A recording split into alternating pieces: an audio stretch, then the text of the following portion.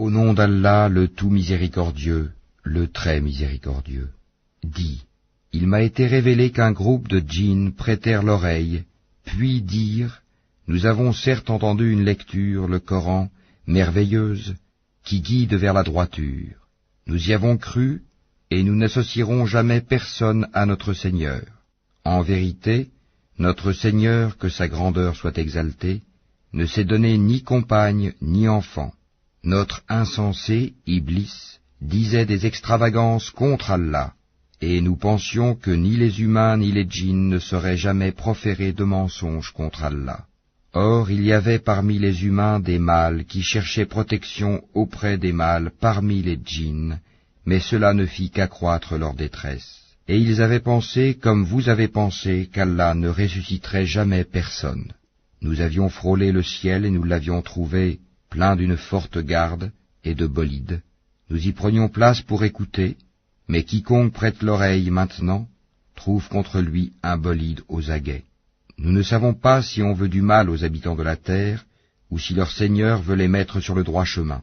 Il y a parmi nous des vertueux, et d'autres qui le sont moins. Nous étions divisés en différentes sectes.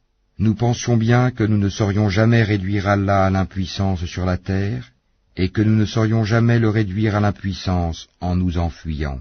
Et lorsque nous avons entendu le guide, le Coran, nous y avons cru, et quiconque croit en son Seigneur ne craint alors ni diminution de récompense, ni oppression. Il y a parmi nous les musulmans, et il y en a les injustes qui ont dévié. Et ceux qui se sont convertis à l'islam sont ceux qui ont cherché la droiture. Et quant aux injustes, ils formeront le combustible de l'enfer.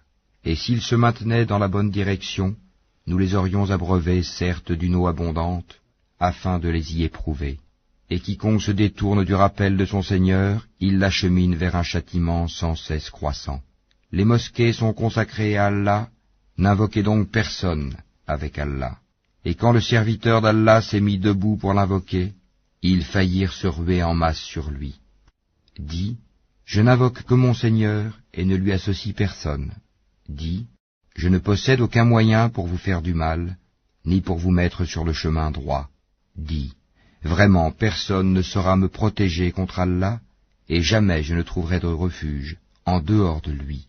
Je ne puis que transmettre une communication et des messages émanant d'Allah, et quiconque désobéit à Allah et à son messager aura le feu de l'enfer pour y demeurer éternellement.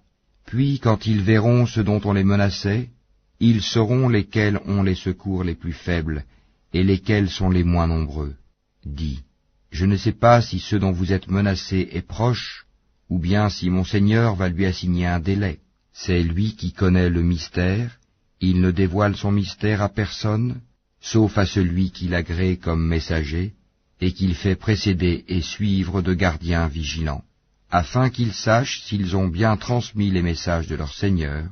Il cerne de son savoir ce qui est avec eux, et dénombre exactement toutes choses.